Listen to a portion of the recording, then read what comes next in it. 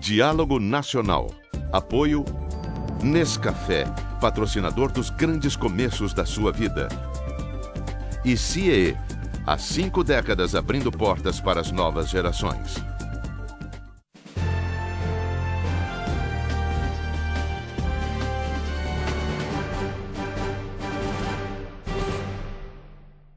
O tema de hoje do programa 805 do Diálogo Nacional é a indústria eletroeletrônica, que tem uma grande importância no contexto econômico brasileiro. E o nosso convidado é o presidente da Associação Brasileira das Indústrias Eletroeletrônicas, Humberto Barbato. Que bom, Humberto, revê-lo e tê-lo aqui como participante do nosso Diálogo Nacional. Rui, muito obrigado pelo convite. Eu fico muito honrado e muito satisfeito de retornar aqui pela 3ª vez no Diálogo Nacional, esse programa tão prestigiado, que já tem uma história tão longa. Me sinto efetivamente muito honrado de poder estar aqui uma vez mais com você. Que bom. Vamos conversar sobre os temas dessa importante indústria que em muito contribui para a formação do produto interno bruto brasileiro. Berto, vamos começar com uma boa notícia. A ABINI, aqui a revista, número especial comemorativo dos 50 anos da ABINI. Como é que você se sente como presidente dessa importante entidade ela completando 50 anos? Qual é o papel que ela desenvolveu, vem desenvolvendo e desenvolverá? Bem, Rui, eu te confesso o seguinte, ser presidente da ABINI é uma responsabilidade enorme. Eu sinto assim porque quando eu era muito jovem e via na televisão principalmente o Manuel da Costa Santos, o Firmino Rocha de Freitas, eu ficava efetivamente muito impressionado como esses empresários tinham, que visão que eles tinham de país, e me sinto então muito responsável para perpetuar o que seria uma política que eles desenvolveram ao longo do tempo, fazendo que a ABINI fosse uma entidade que não só buscasse atender os interesses da indústria elétrica e eletrônica, mas uma visão de Brasil é que eles tinham. Então a ABINI é uma entidade muito respeitada até hoje, em função de que nós não defendemos interesses paroquiais. Me parece que essa foi a marca registrada de todos os presidentes que me antecederam e que eu me sinto então na obrigação de manter isso e entendo que essa é a melhor contribuição que nós podemos dar para o próprio país. Ou seja, pensar grande, não pensar em reserva de mercado, pensar que a gente vive efetivamente num mundo globalizado. E olha que quando o Manuel da Costa Santos e o Firmino falavam disso, eles falavam sem se pensar em globalização. Ainda assim, eles já pensavam em mercado aberto. Esse eu acho que tem que ser o nosso papel, claro, defendendo os interesses da indústria, para que a gente possa cada dia solidificar ainda mais a indústria no país, mas pensando muito mais nos interesses do Brasil, do que a gente pode contribuir para efetivamente o nosso país ficar cada dia melhor. Para os nossos telespectadores e internautas entenderem bem, qual é o perfil das indústrias elétricas e eletrônicas que compõem o quadro da ABINI? Bem, o setor eletroeletrônico é um setor muito vasto e que tem uma influência sobre vários outros setores da economia. Daí porque que a ABINI é uma entidade que tem 8 áreas distintas. Nós congregamos o fabricante do material elétrico de instalação, que é esse fabricante de tomadas e plugs que os telespectadores estão acostumados a utilizar na sua casa. Nós temos os aparelhos, todos os aparelhos elétricos, os televisores.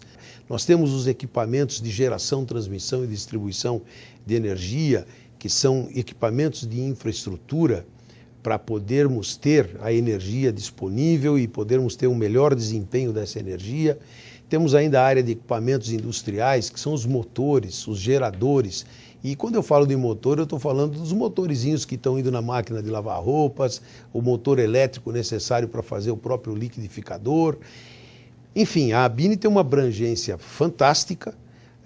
Temos ainda a linha de automação industrial, que é uma área extremamente importante nos dias atuais em função dos investimentos na área de petróleo e gás, dos investimentos na produção industrial. Ou seja, se dizia que a indústria eletroeletrônica era uma indústria de base, e está mais do que claro que isso é a realidade, porque a indústria eletroeletrônica participa efetivamente de qualquer segmento onde está inserida a população. É na sua casa, é na sua fábrica, é no automóvel, enfim, aonde a gente estiver colocado num determinado instante, você tem a teu lado uma série de equipamentos elétricos e eletrônicos. Quer dizer, nesse momento aqui, o Alexandre e o Rafael, que estão aqui gravando o Diálogo Nacional, estão mexendo com aparelhos eletroeletrônicos. Exatamente, estão a câmera, operando o vídeo e etc. Exatamente, eles estão exatamente operando isso, dependendo do quê? De uma energia elétrica que está chegando até aqui também, em função de todo o equipamento elétrico que está colocado aqui, instalado nas ruas de São Paulo, aí nos postes da Eletropaulo, enfim, que está lá na usina geradora. Pode ser que a energia que a gente esteja consumindo aqui seja aquela gerada em Itaipu, onde existem geradores de energia que também são fabricados dentro do setor eletroeletrônico, e o que muito nos orgulha, fabricados no Brasil. Agora vamos falar de um público. Os meus netos, não sei se você tem neto também. Ainda não. Os netos dos telespectadores, os filhos menores dos telespectadores e internautas, eles mexem com aparelhos eletrônicos. Hoje são os campeões dos smartphones, dos tablets, etc. Qual é o perfil dessa linha que é a ABINI, das empresas associadas da ABINI?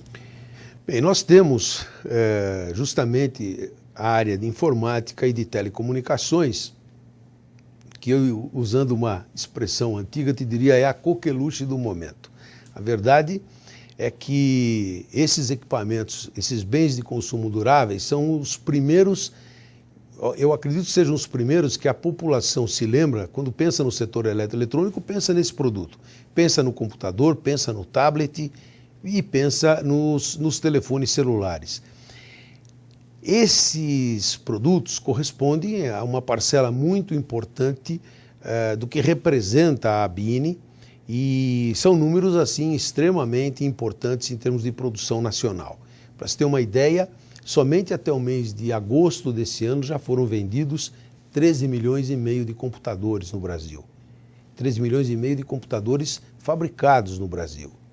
São números que nos colocam na terceira posição mundial em termos de vendas de computadores.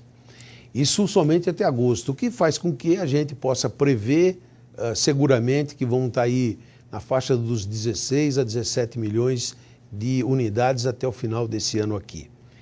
Isso demonstra o mercado importante que nós temos no Brasil, a capacidade industrial que nós temos no Brasil, muito embora grande parte dos componentes desses produtos sejam componentes importados, porque por falta de uma melhor política industrial, nós perdemos grande parte da indústria de componentes que estava instalada no Brasil até o início dos anos 90.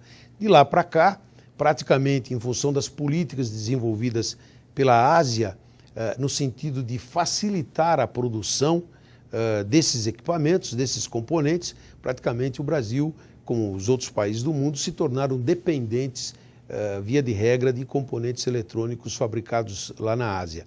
Mas, felizmente, nós temos aqui no Brasil as grandes montadoras que permitem uma geração de empregos muito importante e, ainda assim, efetivamente, uma capacidade de colocar à disposição do grande público equipamentos de última geração, de colocar para o mercado o que de melhor a gente tem em termos de tecnologia no momento. Fernando, nosso telespectador, nosso internauta, manda-nos aqui um Twitter a propósito do que você acaba de falar, indagando ao presidente da ABINI quando ele poderá comprar tablets com preços razoáveis aqui no Brasil. Ô Fernando, eu diria para você que você já pode comprar tablets por preços razoáveis. Se você fizer uma pesquisa na própria internet, sobre preços de tablets, você vai ver, a partir de R$ 299, você encontra tablets para vender, sim. Existem tablets mais caros, mais baratos, dependendo da capacidade que o produto tenha, da tela que o produto usa, se é uma tela capacitiva ou não. Ou seja, dependendo do nível de exigência que você tem, você poderá encontrar produtos mais ou menos baratos. O que eu posso te assegurar é o seguinte, tanto no Brasil como no exterior, os preços variam bastante em função do grau de sofisticação que o produto tem. Mas existem hoje marcas de nome internacional, marcas mundialmente famosas que vão oferecer para você um tablet por um bom preço e um tablet que tem uma capacidade de memória bastante razoável. Eu acho que você já procurando bem, você vai encontrar. Talvez, evidentemente, não vai encontrar aquela marca que você gostaria, que pela tua exigência pode ser um pouquinho mais cara. Entretanto, eu acho que você já tem uma disponibilidade no mercado com preços até bem razoáveis. No próximo bloco, nós vamos aqui enfrentar um tema que eu sei que o nosso convidado de hoje, o Dr. Humberto Barbato, é PhD, Política Industrial. Nescafé apresenta grandes começos da vida. Esse é o Léo. Faz 2 anos que ele é apaixonado pela Amanda e nunca fez nada, minha gente. Mas hoje isso vai mudar. Ó, tomou seu Nescafé, deu um print. Que beleza! Arrancou em disparada. Lá vai, Léo. Driblou o convite pro Happy Hour. Deixou a secretária comendo poeira. E agora pode ser. Vai convidar. Convidou e ela aceitou. Nescafé, patrocinador dos grandes começos da sua vida. Poxa, pai, o 5º filho. Legal, né? Eu não sei, no salário. Mas não se preocupa não, que eu vou te ajudar. Com o CIEE, estagiários e aprendizes ganham remuneração que ajuda a complementar a renda da família e aplicam na prática o que aprenderam na escola. Assim, ao se formarem, são profissionais competentes. Estágio no CIE é assim, né? CIEE, o estudante ganha o futuro, a família ganha o presente. Ei, cuidado aí! Foi tudo muito rápido. Quando eu vi, já estava aqui. Casa nova. Nossa, agora que eu lembrei. Cadê minha casinha? Cadê minha bolinha? Cadê meu ossinho? Cadê todo mundo? O crédito imobiliário Bradesco é simples e rápido. Oi? E com a ajuda dos nossos especialistas, você realiza seu sonho antes do que imagina. Ufa! Onde vocês estavam? Crédito imobiliário Bradesco. Sim.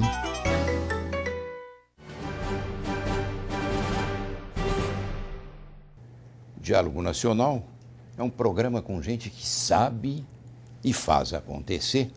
Recebe hoje Humberto Barbato, presidente da Associação Brasileira das Indústrias Eletroeletrônicas, a ABINE, que está completando 50 anos de profícua existência. Humberto, política industrial.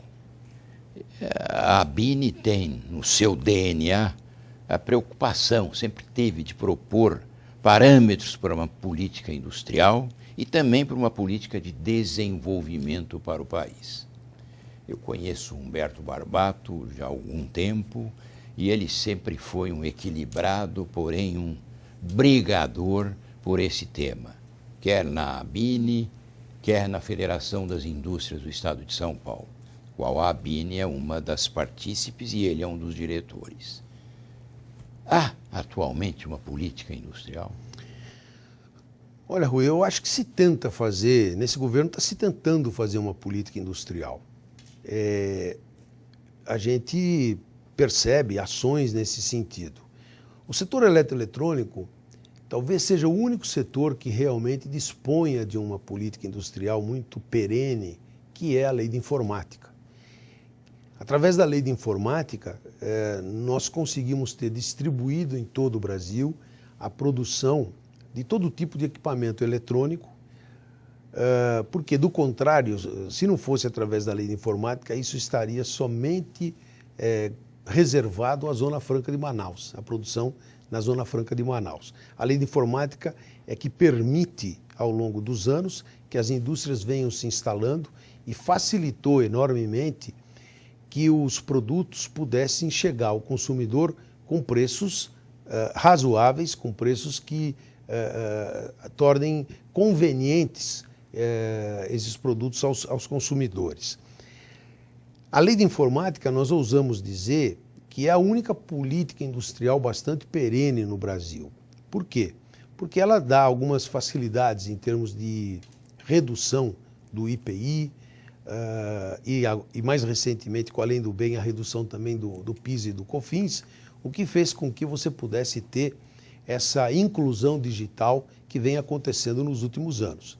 Eu acho que quando nós falamos em já ter sido vendidos esse ano aqui, até agosto, 13 milhões e meio de computadores, 40 milhões de telefones celulares, e tudo isso fabricado no Brasil, demonstra o sucesso que a lei de informática teve, porque a lei de informática, na verdade, gera uma grande desoneração tributária, o que faz com que, então, os nossos produtos possam atingir o grande público. Agora mesmo, recentemente, eu estive conversando com a presidente Dilma e foi uma solicitação da ABINE a inclusão dos tablets dentro do programa Minha Casa Melhor.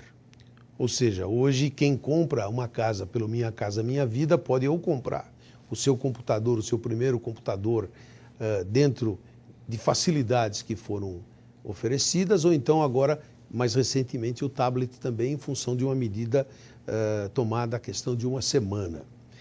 O tablet é o preço de R$800, até R$800, e o computador, o notebook, até R$1.150. Nós temos no Brasil um nível de inclusão digital já bastante importante. E eu acredito, então, que políticas nesse sentido deveriam acontecer em outros setores da economia para que o Brasil pudesse vencer essa crise de desindustrialização que nós já estamos passando há muitos anos. Agora, o que ocorre é o seguinte: existe uma persistência muito forte em se manter a nossa moeda sobrevalorizada. Essa situação de moeda valorizada que nós estamos vivendo praticamente desde 2003, ela vem gerando, sim, uma perda do parque industrial brasileiro, uma desindustrialização. Algumas pessoas querem acreditar que nós já podemos começar a falar sobre um processo de reindustrialização, mas eu acho ainda temerário se dizer isso quando a gente vê, principalmente aqui no setor que eu represento, um crescimento das importações, um contínuo crescimento das importações. Por exemplo, esse ano aqui nós já tivemos um crescimento comparado ao ano passado de 11%, enquanto que o crescimento da atividade industrial, esse ano, que está um ano positivo, nós conseguimos até agosto em cerca de 2%. Então, quer dizer, quando você vê 11% de crescimento de importações com 2% de crescimento da produção industrial, você percebe que ainda as importações estão tomando grande parte do mercado, tomando muito mercado daquilo que poderia ser fabricado no Brasil. Isso demonstra carência de política industrial, demonstra que nós temos uma moeda sobrevalorizada que está inviabilizando a produção no Brasil. Há necessidade, eu sei que existem inúmeras complicações para você desvalorizar uma moeda, para você permitir uma desvalorização da moeda, mas, ao mesmo tempo, a indústria está pagando um preço alto demais. Eu te diria que a indústria está pagando o preço até para que não se gere mais prejuízos à Petrobras. Nós, da indústria, estamos pagando o preço de ter que manter uma moeda extremamente valorizada. Até porque a Petrobras hoje é um grande importador de derivados de petróleo também e está colocando isso de maneira subsidiada para o público. Quem está hoje pagando a conta para não se ter inflação é a indústria brasileira. E isso é bastante sério, bastante complicado. Dentro da política industrial, você acha que o BNDES vem cumprindo o seu papel, pelo menos em relação à indústria eletroeletrônica? Olha, o BNDES vem, eu acredito, cumprindo sim o seu papel. Todos os pleitos que normalmente nós da ABINE levamos ao presidente Luciano Coutinho, via de regra, eles ou foram atendidos ou foram quase atendidos, ou seja, eu vejo no BNDES um instrumento que tem sido bem utilizado pelo governo no sentido de poder fazer com que a indústria supere algumas tantas dificuldades. Agora, evidentemente, existem uma série de entraves, de dificuldades, porque, evidentemente, em situação de crise, nem sempre as indústrias conseguem os recursos do BNDES. E isso, evidentemente, é uma dificuldade enorme que nós temos, porque muitas indústrias nem sempre podem estar, nesse momento, perfeitamente aptas a estar financiadas pelo BNDES face à crise e face também à alta carga tributária com a qual nós temos que conviver. Isso, evidentemente, gera dificuldades enormes, fazendo com que essas empresas não estejam habilitadas a poder contar com o próprio BNDES. Mas, em linhas gerais, eu diria que o BNDES tem sido, sim, bem utilizado como instrumento de política industrial. Eu talvez dissesse que é o único órgão do governo que foge da teoria de política industrial e chega na prática a fazer algo em termos de política industrial. Antecedendo cada programa, os internautas e telespectadores sabem disso, a direção do Diálogo Nacional, através do Twitter, anuncia o tema e o convidado. E com isso, mensagens via Twitter nos chegam. Por exemplo, você falou das importações. E o Hamilton, que é um dos participantes aí do Twitter, pergunta ao Dr. Humberto Barbato: papel da China no mercado eletroeletrônico? Bom, eu diria que não somente a China, como todos os países do leste asiático, têm um papel fundamental hoje no setor eletroeletrônico. Eles fizeram políticas industriais há muitos anos que deram essa condição de que eles tenham uma situação muito privilegiada no fornecimento de componentes e no fornecimento de bens finais para o setor eletroeletrônico. Hoje a China, para o Brasil, em termos de fornecimento de componentes, ela é simplesmente fundamental. Sem nós termos a China como o nosso grande fornecedor de componentes, nós teríamos imensas dificuldades. Eu falava há pouco sobre política industrial. Enquanto nós não tivermos uma política industrial que consiga atrair o investimento estrangeiro para o Brasil, nós vamos ser sempre mais dependentes da China, por exemplo, como de alguns outros países que estão ali ao redor da China, no que tange principalmente ao fornecimento de componentes. No que tange a fornecimento de bens finais, eu acredito que não seja o caso. Mas no caso de componentes ainda nós temos uma dependência muito grande e vamos ter por um largo período, tanto da China como de outros países do leste asiático. Para o setor eletroeletrônico, o que representa os dois grandes eventos que estão aí marcados para os próximos anos? A Copa do Mundo, já no próximo ano, e as Olimpíadas.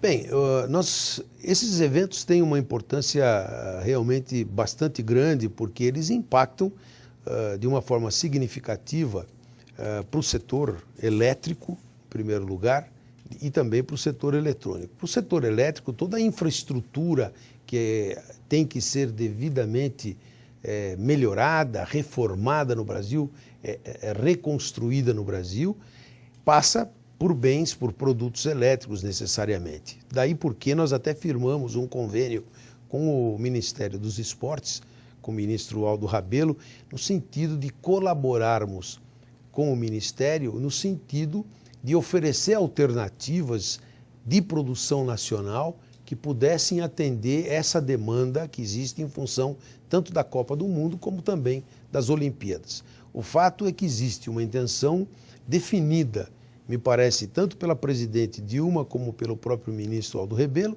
no sentido de que o máximo da indústria nacional seja consumido em função desses eventos. Isso, na prática, vem acontecendo a partir dessa cooperação que existe entre a ABINE e o Ministério, no sentido de que quem está envolvido na construção de toda essa infraestrutura utilize ao máximo a indústria brasileira. Isso tem um impacto muito positivo, evidentemente, na demanda que nós temos por produtos.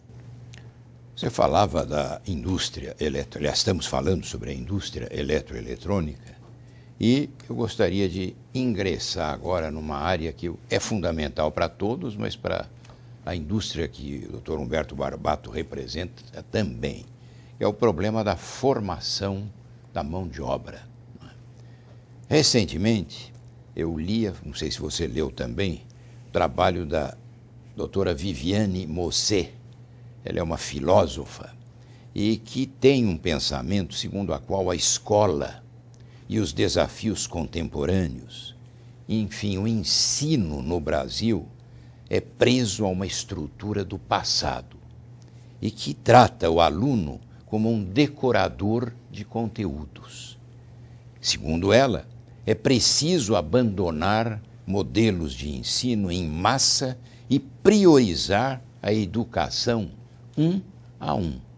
E, evidentemente, isso mexe com a indústria eletrônica, não é? Porque o ensino um a um vai exigir uma revolução nas salas de aula, com utilização de tablets, de computadores, etc. Como é que o Dr. Humberto Barbato encara, primeiro, esse tema da educação no Brasil e, ao mesmo tempo, como é que está a questão da formação da mão de obra na indústria eletroeletrônica? Mas, no próximo bloco, você responde. Nescafé apresenta Grandes Começos da Vida. Esse é o Léo. Faz 2 anos que ele é apaixonado pela Amanda e nunca fez nada, minha gente. Mas hoje isso vai mudar. Ó, tomou seu Nescafé, deu um print. Que beleza! Arrancou em disparada. Lá vai, Léo. Driblou o convite pro Happy Hour. Deixou a secretária comendo poeira. E agora pode ser. Vai convidar. Convidou e ela aceitou. Nescafé, patrocinador dos grandes começos da sua vida. Poxa, pai, o 5º filho. Legal, né? Eu não sei, no salário. Mas não se preocupa não que eu vou te ajudar. Com o CIEE, estagiários e aprendizes ganham remuneração que ajuda a complementar a renda da família e aplicam na prática o que aprenderam na escola. Assim, ao se formarem, são profissionais competentes. Estágio no CIE é assim, né? CIEE, o estudante ganha o futuro, a família ganha o presente. Vamos ver qual a boa notícia desta semana, selecionada pelo Alexandre Altenfelder, que da redação do Diálogo Nacional vai nos dar agora.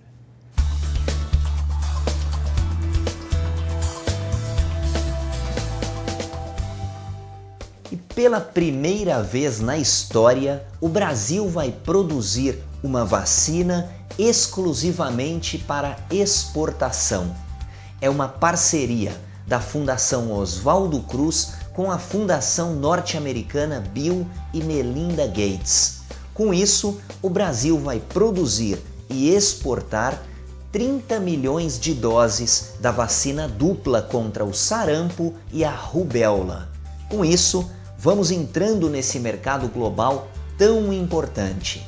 Semana que vem, eu volto selecionando mais uma boa notícia para elevar a sua e a nossa autoestima. Portanto, fique ligado e até lá!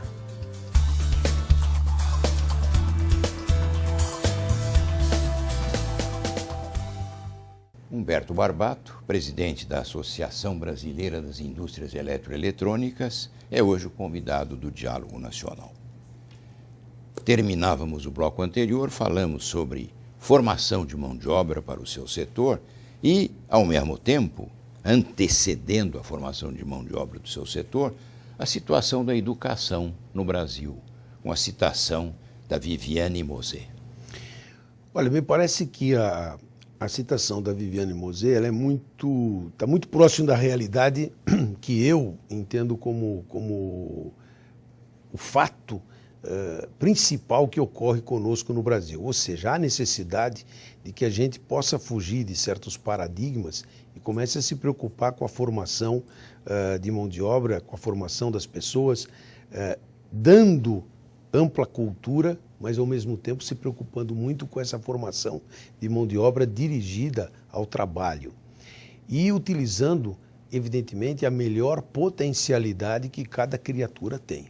Me parece que essa forma que a professora coloca, me parece uma forma muito correta de verificar como nós devemos tratar a educação daqui para frente, de maneira que a gente possa ter as pessoas da melhor forma engajadas e utilizando todo o seu potencial possível, até para fazer com que essas pessoas sejam o mais realizadas possível. Esse é o fator. Eu acho que a felicidade das pessoas, ela está muito mais, não está somente em poder conseguir ter as coisas ou comprar as coisas ou ter acesso aos bens, mas muito mais ela está realizada com si própria, ela está se sentindo bem com aquilo que faz, satisfeita por ter encontrado a sua melhor ocupação. No que tange à formação de mão de obra, nós temos algumas deficiências no Brasil, é bem verdade. Entretanto, me parece que nos últimos anos nós estamos conseguindo vencer essas deficiências e de algum tempo para cá nós temos conseguido levar as necessidades que a indústria hoje em dia tem para os diferentes órgãos que cuidam de educação no Brasil, principalmente no que tange a educação que se faz hoje em dia tanto no SESI como no SENAI, de maneira a fazer com que nós tenhamos cursos, principalmente no SENAI, que podem atender exatamente a demanda que a indústria tem. Mas isso é um trabalho incansável que nós temos que fazer. Ainda semana passada, na reunião da diretoria da BINE, nós discutimos que tipo de atuação a nossa entidade tem que fazer para a cada dia conseguir propor uma melhor grade, um melhor currículo de cursos em função das necessidades que a indústria a cada dia vai tendo. Porque quando se fala em inovação, e quando se fala em inovação na indústria, necessariamente você tem que ter as pessoas preparadas para lidar com essa inovação. Daí porque é fundamental que os nossos currículos também sejam, e a grade curricular seja devidamente inovada dentro daquilo que é a tecnologia que nos vai chegando, os experimentos que nós vamos fazendo e então a preparação desse profissional para a indústria, ela requer uma velocidade muito grande. No setor eletroeletrônico, uma das características do setor eletroeletrônico é que a inovação é algo muito presente.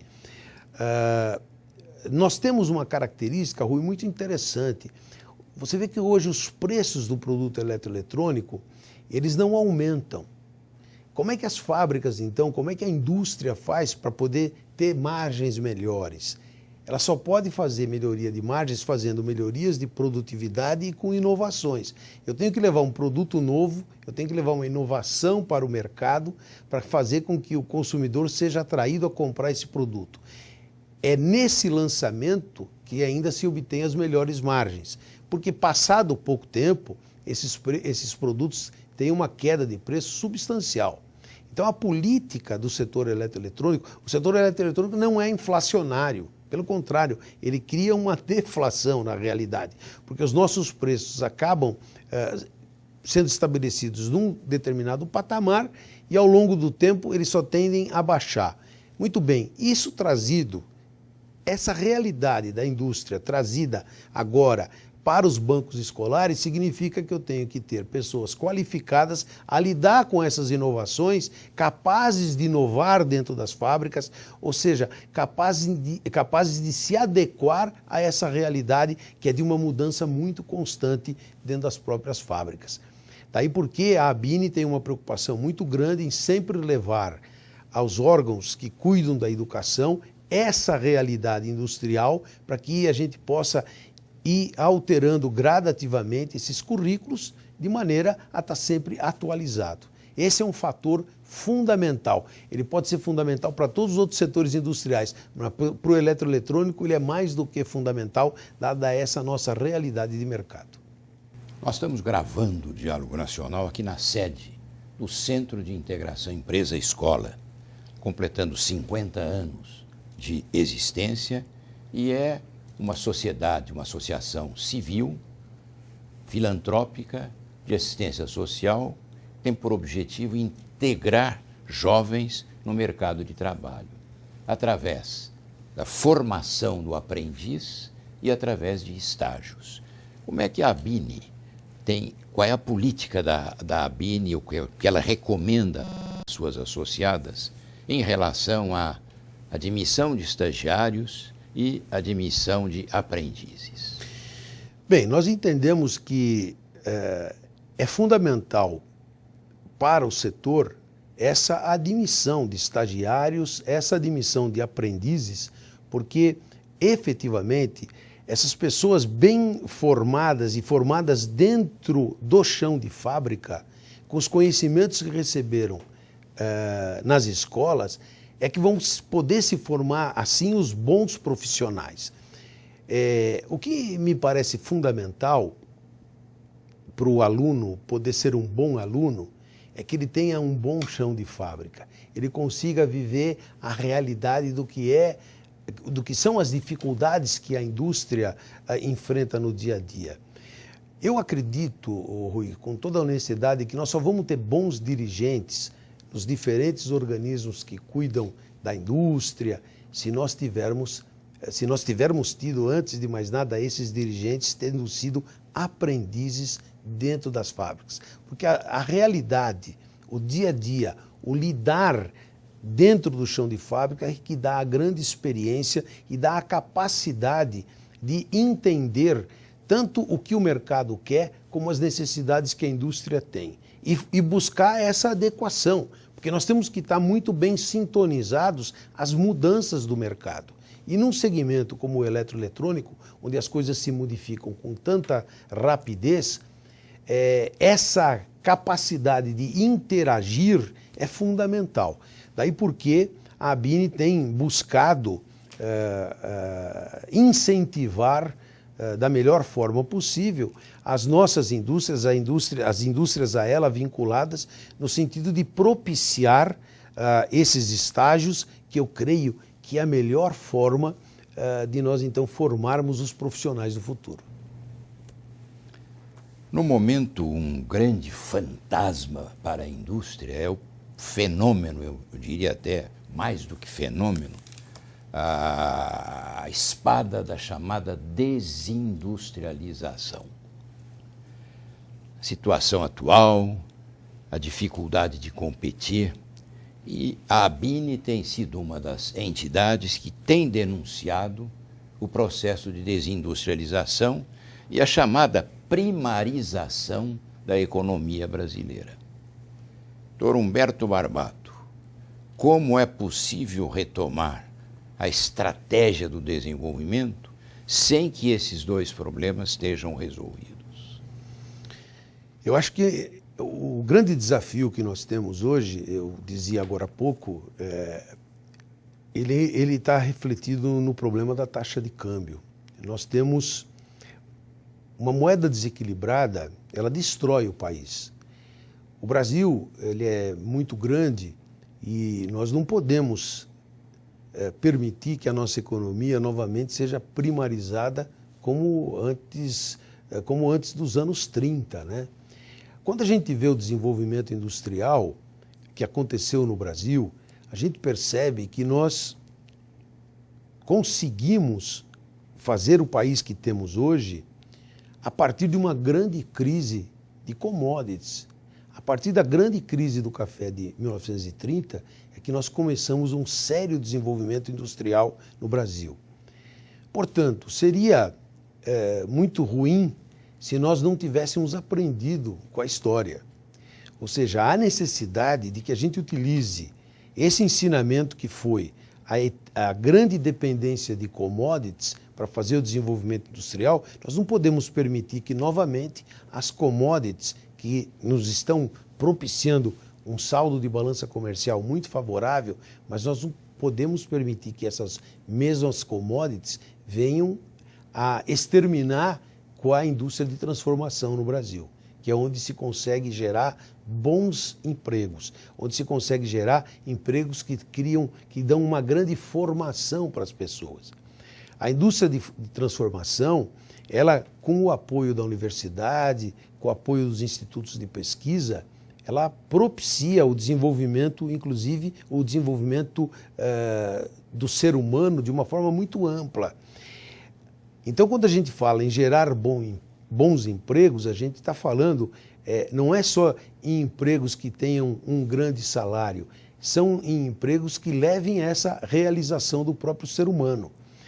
A indústria de transformação, ela vem sofrendo nesses últimos 10 anos uma pressão muito forte em função da desvalorização, da valorização do real. E isso nós temos que, de alguma forma, tentar superar, porque, do contrário, nós teremos sérios problemas amanhã. Veja bem, esse ano aqui, por exemplo, a indústria eletroeletrônica, com tudo que está tendo aparentemente bons números de crescimento, nós tivemos já uma queda no nível de empregos bastante razoável. A gente começou o ano com 185 mil empregos diretos e hoje estamos com 177 mil. Então isso é muito preocupante. Eu acho que essa área é uma das áreas que nós precisamos nos dedicar, o governo precisa intensificar os seus esforços para conseguir efetivamente superar essa dificuldade. Nescafé apresenta grandes começos da vida. Esse é o Léo. Faz 2 anos que ele é apaixonado pela Amanda e nunca fez nada, minha gente. Mas hoje isso vai mudar. Ó, tomou seu Nescafé, deu um print. Que beleza! Arrancou em disparada. Lá vai, Léo. Driblou o convite pro Happy Hour. Deixou a secretária comendo poeira. E agora pode ser. Vai convidar. Convidou e ela aceitou. Nescafé, patrocinador dos grandes começos da sua vida. Poxa, pai, o 5º filho. Legal, né? Eu não sei, no salário. Mas não se preocupa não, que eu vou te ajudar. Com o CIEE, estagiários e aprendizes ganham remuneração que ajuda a complementar a renda da família e aplicam na prática o que aprenderam na escola. Assim, ao se formarem, são profissionais competentes. Estágio no CIE é assim, né? CIEE, o estudante ganha o futuro, a família ganha o presente. O tema de hoje do Diálogo Nacional é a indústria eletroeletrônica. E o nosso convidado é o presidente da Associação Brasileira das Indústrias Eletroeletrônicas, Humberto Barbato. Doutor Humberto, qual é a sua previsão para a economia brasileira neste e no próximo ano? Essa é uma pergunta que vale muito, né? A bola de cristal, né? Exato. Essa é a tal pergunta do $1 milhão. Eu diria que esse ano aqui, a minha previsão é de que a gente possa crescer aí ao redor de 2,5%, ainda muito pressionados pela taxa de câmbio, que não permite um melhor desempenho da indústria, e também por uma certa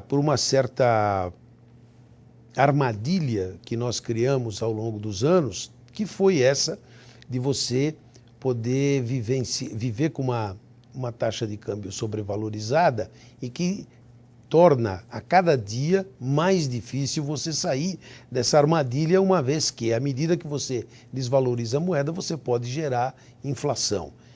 À medida que você desvaloriza a moeda, você vai gerar um custo maior hoje da gasolina, do óleo diesel, etc. Isso é uma armadilha em que nós nos pusemos ao longo desses últimos anos. Não significa que a indústria não advertiu o governo para isso nós fizemos grandes advertências.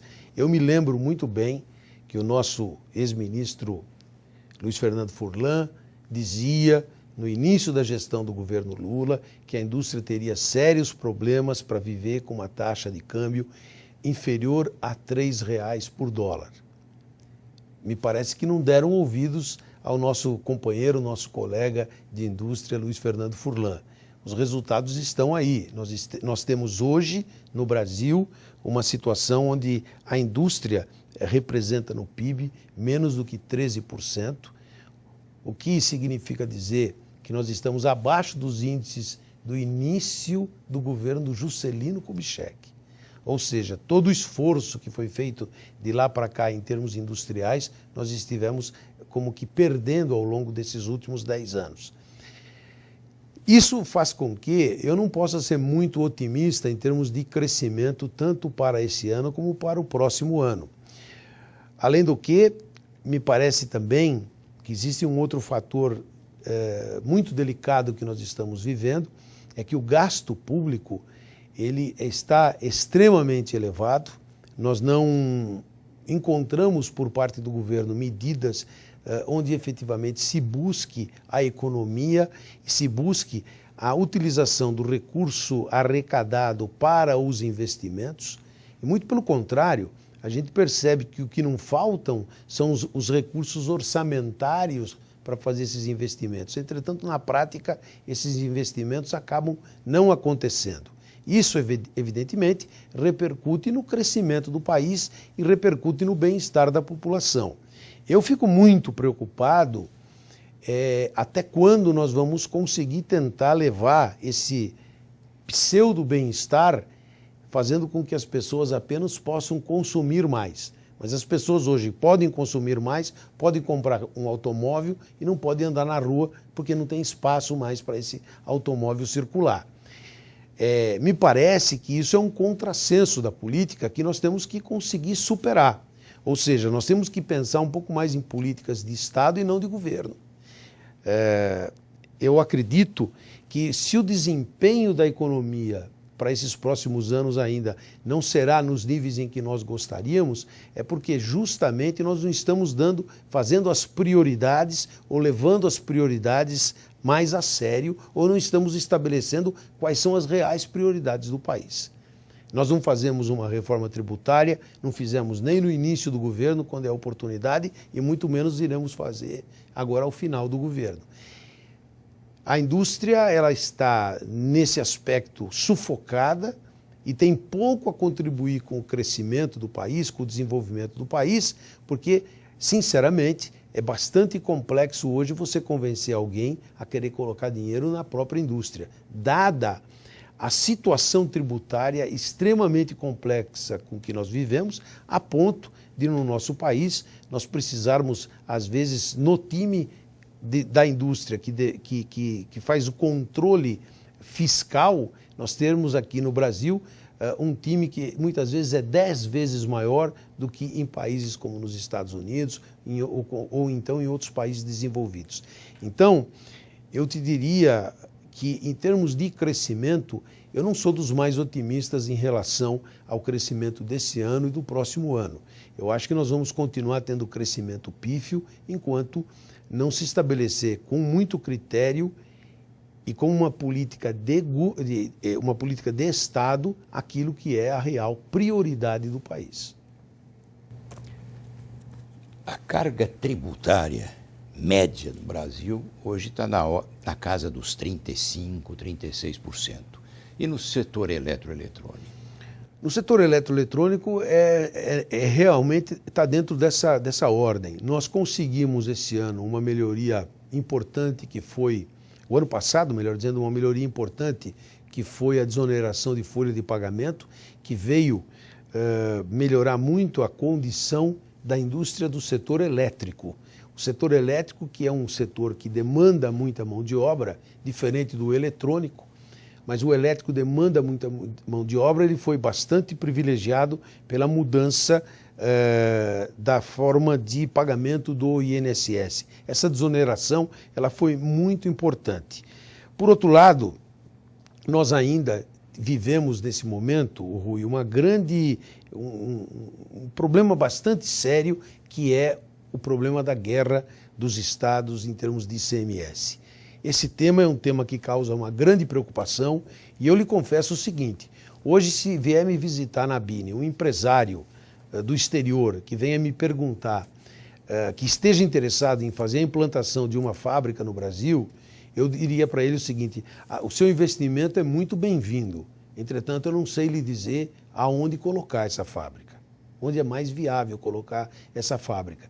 Por quê? Porque infelizmente as nossas lideranças políticas não estão chegando a um bom termo no que tange ao problema da guerra fiscal entre os estados. Essa guerra fratricida, ela está levando inclusive, a uma queda nos investimentos no Brasil. Isso precisa ser resolvido o mais rapidamente possível, além do que existe também um passivo seríssimo, se não houver a convalidação dos benefícios que os estados foram dando às indústrias, e isso, evidentemente, tem colocado quem já fez investimento no Brasil, principalmente as empresas de capital estrangeiro, tem olhado o Brasil com bastante, de uma forma muito crítica, tendo em vista a insegurança jurídica pela qual nós estamos passando. Esse é um dos temas que eu diria que tem que ser o mais rapidamente possível resolvidos. Na área do comércio eletrônico, há um projeto de emenda constitucional que divide a arrecadação do ICMS entre estados. Esse projeto foi aprovado pelo Senado e vai agora para a Câmara. O que vocês estão fazendo em relação a isso? Bem, no caso do comércio eletrônico, a realidade, Rui, é que nós, do setor industrial, o que nós queremos é que as regras estejam bem definidas. Por parte do Ministério da Fazenda, me parece que houve um gesto de muito boa vontade no sentido de criar os fundos setoriais para que nós tivéssemos, nessa reforma do ICMS, a compensação para os estados em função das mudanças que se pretende fazer. O comércio eletrônico, como toda coisa nova que vem ocorrendo, ele evidentemente é uma situação que tem que ser bem trabalhada, é uma situação que cria uma insegurança muito grande dos nossos dirigentes. Me parece que a solução que foi dada para o comércio eletrônico é uma solução inteligente. O que mais me parece importante nesse instante é no que tange a estabelecimento das alíquotas interestaduais do ICMS, para que a gente consiga, evidentemente, fazer com que as regiões possam se desenvolver de forma mais harmônica. Entretanto, é evidente que estados com uma população, como é o caso do estado de São Paulo, com uma população muito importante e que tem, então, compromissos com essa população, compromissos enormes, evidentemente, o estado de São Paulo tem que ser muito cauteloso no tema do ICMS, que é a sua principal receita. E daí porque a gente tem tentado, não somente em contato com o governo de São Paulo, mas com os governos dos demais estados e também no Congresso Nacional, no Senado, a gente tem conversado muito sobre essa reforma do ICMS para que a gente consiga, evidentemente, manter o equilíbrio e possa fazer com que a decisão de investimento por parte do industrial seja uma decisão que aconteça naturalmente em função das vantagens que cada uma das regiões possa ter e não possa oferecer, e sim ela possa ter intrinsecamente. Nós não podemos continuar fazendo medidas arbitrárias que vão levar a uma competência maior durante um determinado período, mas a partir do fim de um determinado incentivo, a indústria está inviabilizada naquele local.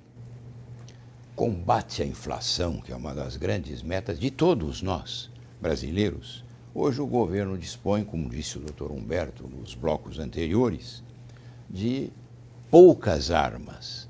Uma delas é o câmbio. A outra é a contenção dos gastos públicos. E a terceira são os juros. Como é que o Dr. Humberto vê a elevação dos juros? Qual é o impacto na expectativa de investimento do seu setor? Bem, eu, sinceramente, talvez eu possa até, de uma certa forma, surpreender os nossos telespectadores quando eu digo que eu fui favorável, sim, ao aumento da taxa Selic.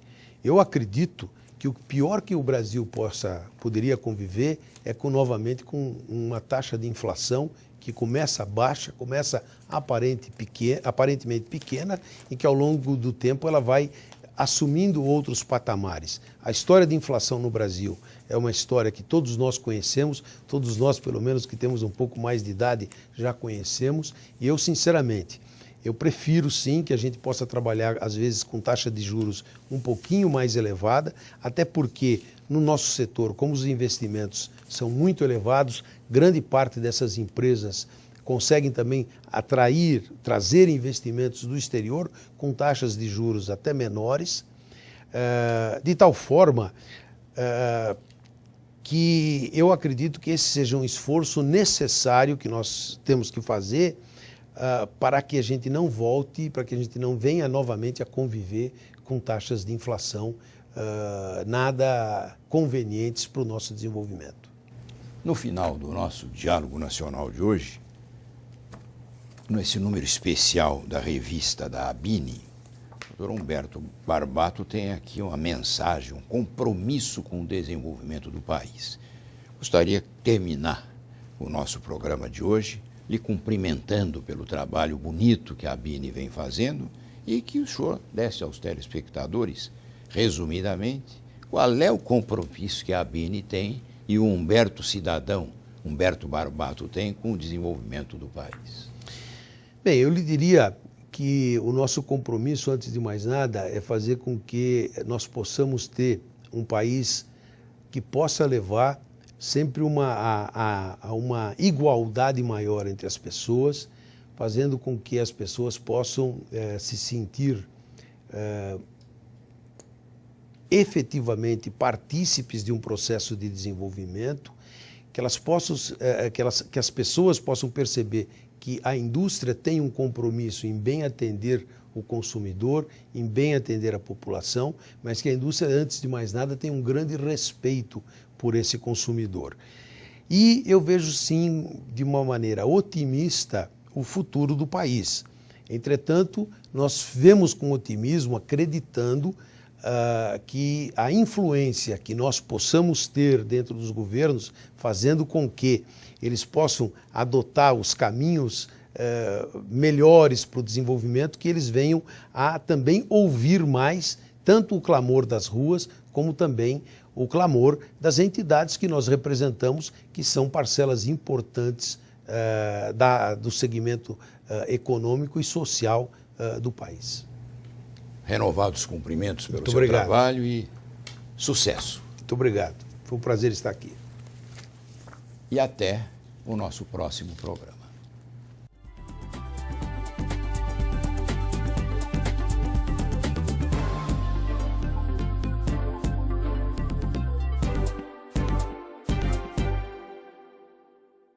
Diálogo Nacional.